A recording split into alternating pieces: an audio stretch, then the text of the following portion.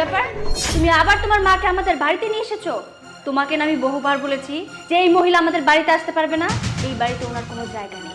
তারপরেও আমার কথা না রেখে তুমি তোমার মাকে এই বাড়িতে নিয়ে এসেছো কিসের জন্য? হ্যাঁ, আহা, এভাবে কেন রিয়াক্ট করতেছো?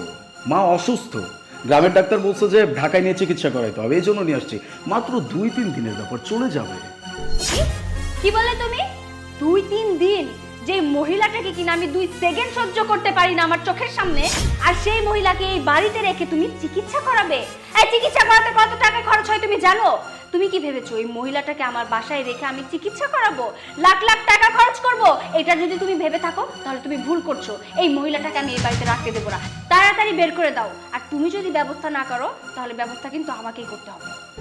হ্যাঁ, আমি তো এটাই বুঝতে পারতেছি না এইভাবে রিয়াক্ট করার কি আছে। আমি তো বললাম মানুষটা অসুস্থ, চিকিৎসা হলে এমনিতেই চলে যাবে। আচ্ছা ঠিক আছে, রিল্যাক্স, শান্ত হও, আমাকে কিছু টাকা দাও, আমি বাজার করে নিয়ে আসি। মা আসছে, 2-3 দিন থাকবে, একটু খাওয়া দাওয়ার ব্যাপার আছে না।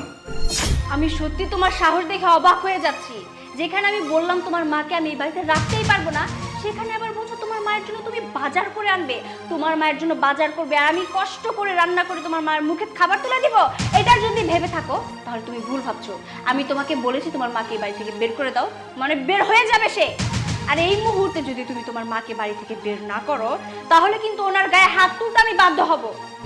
It's okay, গায়ে হাত তুলতে হবে না, আমি আমি রেখে আসবো, কোনো সমস্যা নেই। তার আগে আমাকে ফ্রেশ হওয়ার সময় দাও।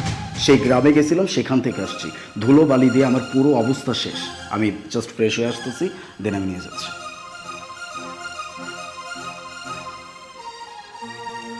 এই বুড়ি বাচ্চা বুড়ি, তুই কোন সাহসে আমাদের বাড়িতে ঢুকেছিস? হ্যাঁ, তুই জানিস না তোকে আমি সহ্য করতে পারি না, তারপরেও নিজের ছেলের কাছে ইনিয়ে বিনিয়ে আমার বাড়িতে ঢুকেছিস।